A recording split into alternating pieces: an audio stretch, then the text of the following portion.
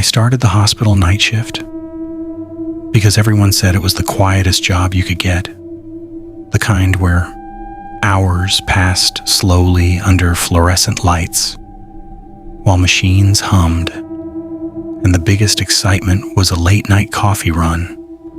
And the first few weeks actually felt exactly like that, until the night the elevator started opening on a floor that technically didn't exist. And I only noticed because I was sitting at the security desk, half watching the monitors when the elevator camera flickered and the display above the doors changed from 5 to 6, even though our hospital only had 5 floors.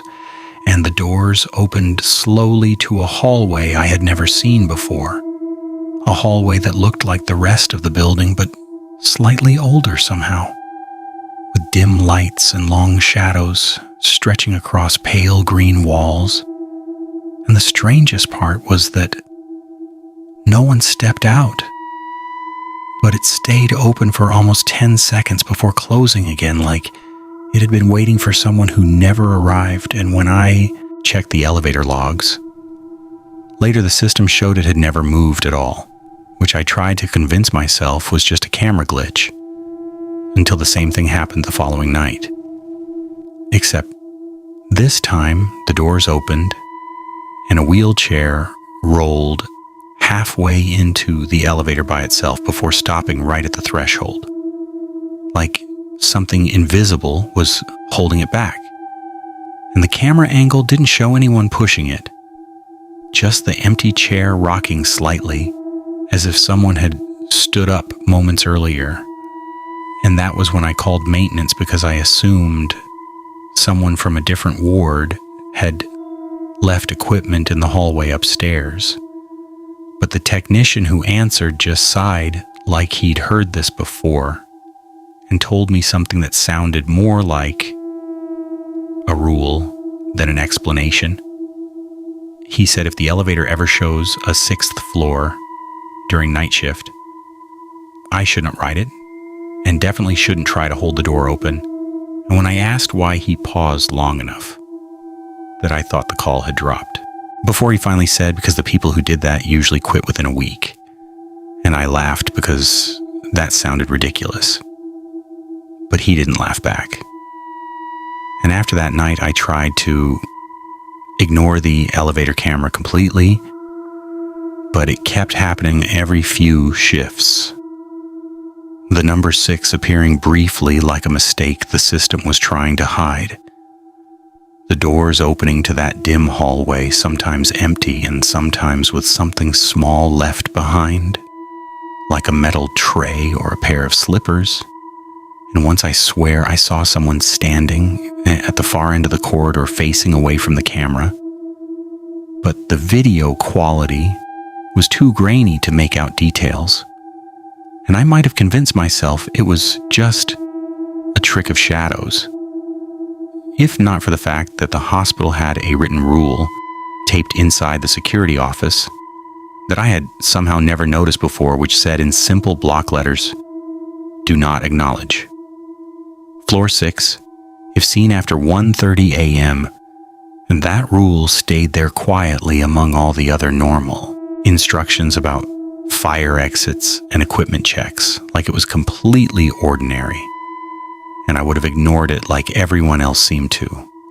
If not for the night a nurse named Lila came down to the security desk looking pale and asked if the elevators ever stopped at floors they weren't supposed to. And when I asked why, she just said she had pressed 3. But the elevator took her somewhere else first. And she described the hallway in a way that made my stomach tighten, because it was exactly what I'd seen on the camera: dim lights, older paint, doors without numbers. And she said when the doors opened, she heard a patient call bell ringing somewhere down the corridor. But none of the rooms had lights on, and when the elevator doors started closing, she thought she saw a hospital bed slowly rolling across the hallway, even though no one was pushing it. And she told me she didn't want to file a report because it sounded crazy, but she asked if there used to be another floor in the hospital that had been sealed off, and I didn't know what to tell her except that the elevators sometimes glitch at night, which felt like a lie even as I said it.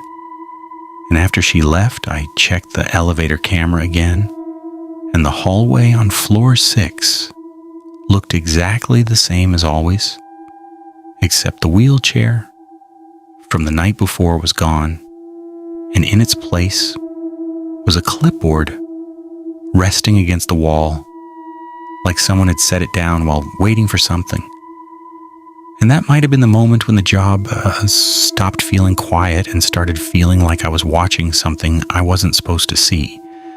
But the elevator wasn't the only strange thing about night shifts in that hospital, because a few weeks later I was reassigned to do hourly rounds on the 3rd floor recovery wing, where most patients slept through the night. And during orientation, the head nurse walked me through the hallways and explained the usual procedures before stopping beside a supply closet and pointing to a laminated card taped beside the door that listed another strange rule, which said if you hear knocking from inside room 317 after 2 a.m., you should check the hallway camera before entering.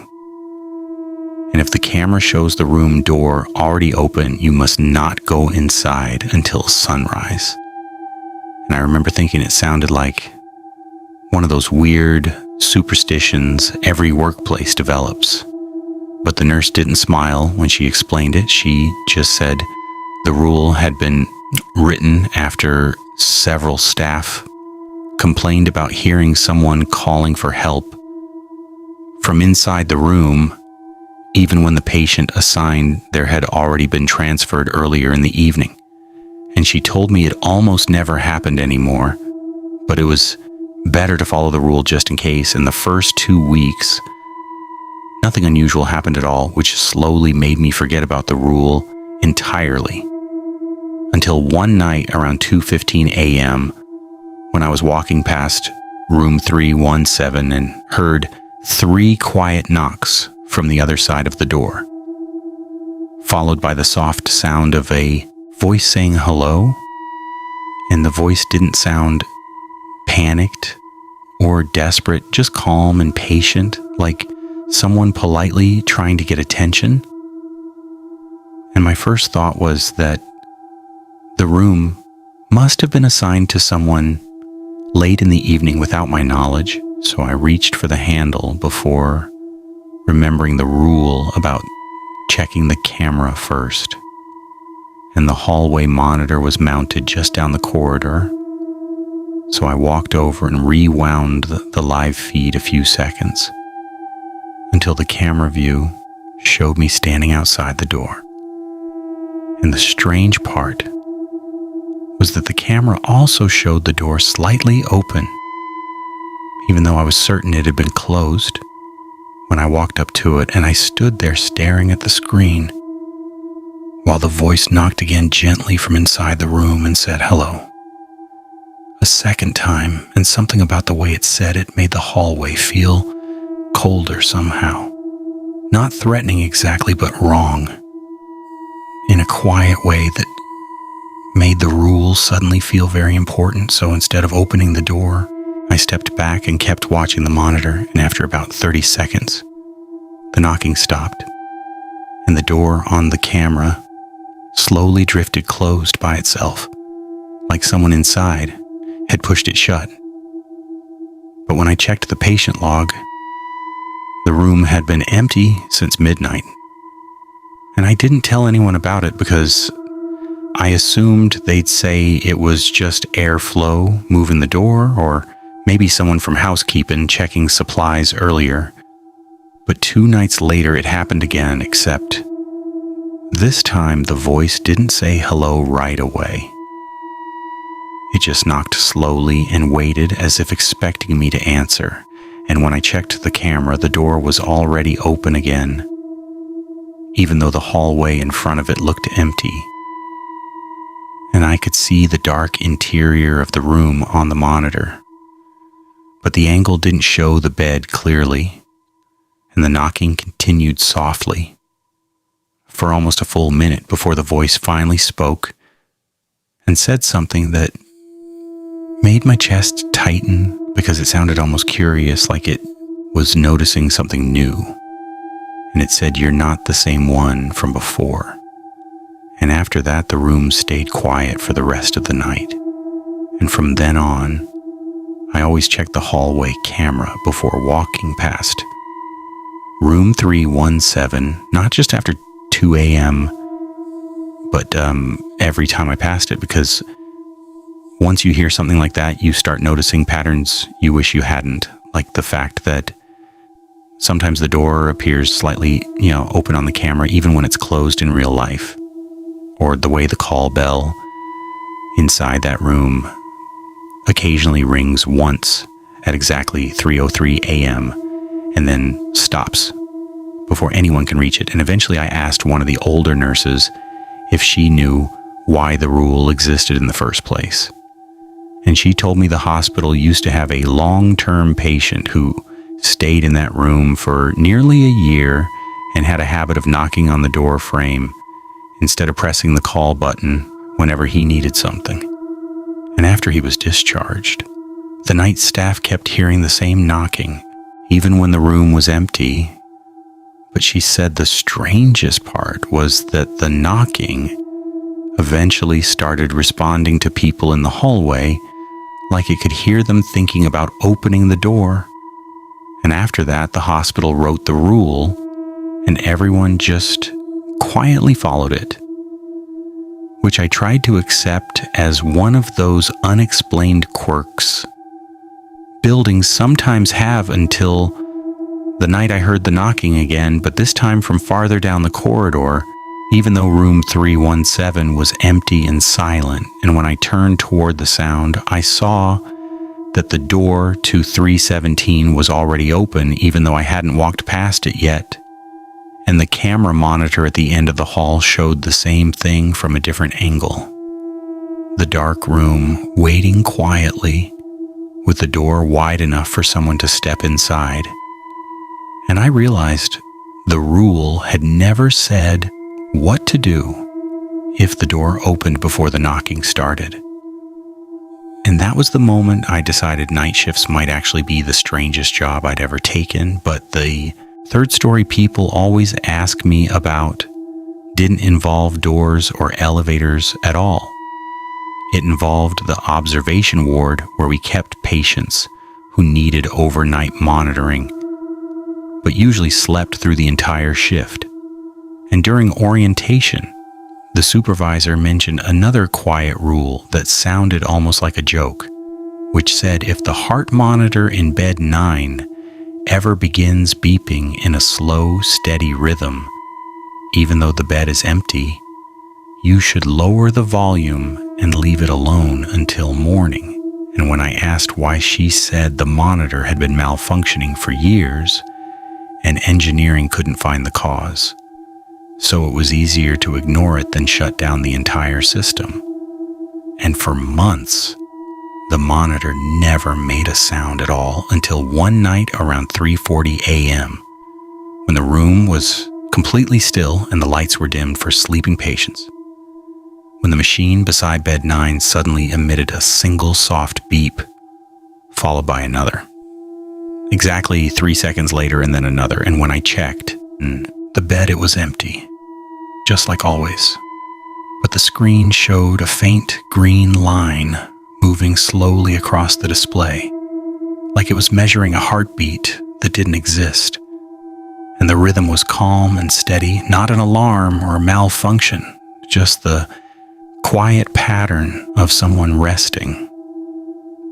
And I remembered the rule, so I turned the volume down and tried to ignore it, but the longer I sat there, the more it felt like the monitor was measuring something in the room that the rest of us couldn't see. And about 10 minutes later, the rhythm changed slightly, as if the invisible patient had shifted position, and the screen showed a tiny spike before settling back into its slow pattern. And that was when one of the sleeping patients stirred and looked toward the empty bed with a confused expression, like they had heard someone breathing nearby. And after that night, the monitor began activating more often, sometimes once a week and sometimes several nights in a row, always the same slow rhythm and always stopping abruptly at exactly 4:12 a.m. Like whatever it was, measuring had simply left the room, and no one ever talked about it openly. But every nurse on night shift knew the rule and followed it carefully, lowering the volume and pretending the bed wasn't occupied by something the equipment insisted was there. And the last story I usually tell happened during my final month working there, when I was assigned temporary rounds in the old East Wing that the hospital was slowly renovating, and the corridor had only 2 operational rooms left, while the others were sealed with plastic sheeting and construction tape. And during my first shift, the maintenance supervisor pointed to the far end of the hallway where a single security camera blinked red and told me something that sounded oddly familiar. By then, he said if the camera ever turns off for more than 30 seconds after 2 a.m., I should stay where I am and not walk toward the end of the corridor until it comes back on. And when I asked why, he shrugged and said the camera had a habit of going offline whenever someone walked past it, even when the hallway was empty. And I assumed he meant faulty wiring until the first night it actually happened, because around 2:47 a.m., the red light on the camera suddenly went dark, and the hallway grew noticeably quieter, like the building itself had paused to listen. And I waited near the nurse station watching the blank camera feed on the monitor, while the seconds ticked by slowly. And somewhere beyond the sealed rooms, I thought I heard the faint squeak of wheels rolling across the floor like a cart being pushed very carefully, and the sound moved slowly toward the camera's position, before stopping directly beneath it. And after a moment, the camera light flickered back on and the monitor showed the hallway exactly as before, except for one small detail that made my stomach tighten, because a hospital bed was now sitting in the center of the corridor facing the camera, even though that hallway had been empty seconds earlier and the bed looked old and unused with its sheets folded neatly at the foot like it had been prepared for someone who hadn't arrived yet. And when the supervisor checked the footage later, the camera had recorded nothing during the blackout except static. And the bed had somehow appeared between frames like it had always been there. And after that night, the camera kept turning off occasionally, and each time something small changed in the hallway when it came back on. Sometimes the bed had moved a few feet closer to the nurse station, and sometimes the sheets were unfolded as if someone had briefly rested there before leaving again. And eventually the bed disappeared completely, and the hallway looked empty once more. But the camera continued to shut off at the same time every few nights. And whenever it did, I could hear those quiet wheels rolling somewhere in the dark, beyond the sealed rooms, like something was still making rounds in that wing long after the hospital stopped using it. And I left the job not long after that because the night shifts started feeling less like work and more like observing a routine I didn't understand. But sometimes, when I pass hospitals late at night and see the lights glowing in empty corridors, I still think about those rules taped quietly to the walls, and the elevators that stop at floors no one admits exist, and the rooms where someone might still be knocking politely on the door, waiting for the right person to answer. And the strange part is that every hospital worker I've met since then seems to know at least one rule like that.